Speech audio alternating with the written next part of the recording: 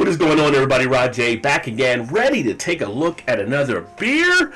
Thanks for swinging by to check out another video, and today I'm going to take a look at another one for the Black is Beautiful series. This was actually done by Rhinegeist. This is an Imperial Oatmeal Stout for their part of the collaborative. Rhinegeist is, of course, local to me here in Cincinnati. 10% ABV, something a little different.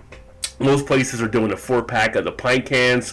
The last brewery I checked out that started off the series for me was Seven Sons. They did theirs in a 6-pack, so a little bit different again here. Most of the stuff, as I mentioned, and the other ones that I have upcoming in the series are all in the 4-pack pint. So they just wanted to go ahead and do individual bottles, and we'll go ahead and check out what it has to offer.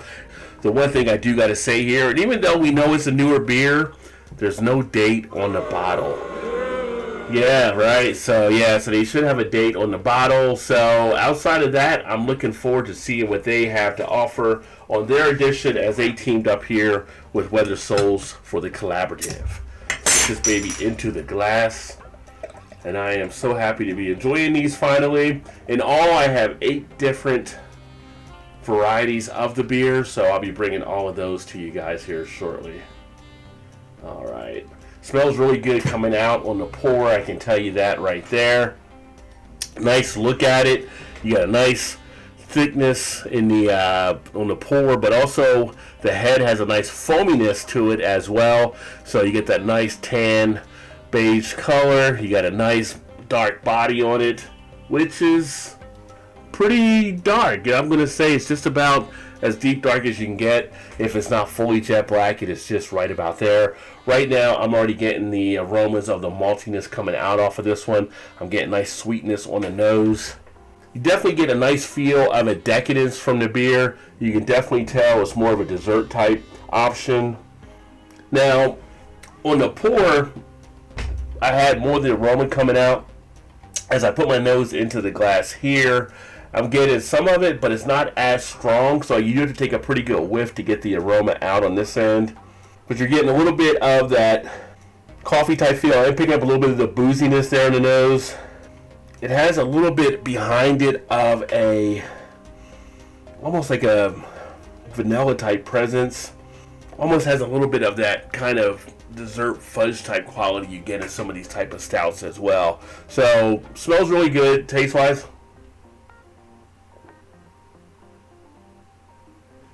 You definitely feel a nice weight to it in the body, on the tongue. Definitely has a little bit of a good thick quality to it. Not any thinness really coming through. In the mouth, you get hit up front with a lot of the chocolate. You get a nice feel of the malts. You're getting a little bit of that roasty type flavor in there as well. Has a nice velvety type texture to it, very smooth. Goes down the back end real easy. Bitterness, you have that coffee type bitterness there that you feel on the finish. Get a nice soak in the cheeks from the flavor. This one is really starting to soak in deeply, in that it's really laced in the mouth. You get a nice prickle on the tip of the tongue from the bitterness in play. Nice mouth feel going around. But again, that smoothness of it being Imperial Stout definitely comes into play. I'm getting the coffee bitter. I'm getting the chocolate. It's not really hitting me with like any wild type factor, but it's definitely a nice beer that was put together. It's got everything you would kind of think you would want in it. It's kind of got that, I mentioned that vanilla earlier. It's almost got like a little bit of a milk chocolate type base in there as well. On the taste, you're not feeling as much of the alcohols. I did get some of that on the nose. Overall, pretty decent one. This would be a good one to match up with a cigar. With stouts in general, those are usually good ones you can try to match up. Although some fit more, like the Seven Sons version I had, didn't really rain out cigar as much as the one here from Rhinegeist does. So overall, though, pretty decent beer. I would like it to have more of a creamier type feel than it actually does, being like kind of that oatmeal. That oats, those oats can usually lay a little bit more into that base.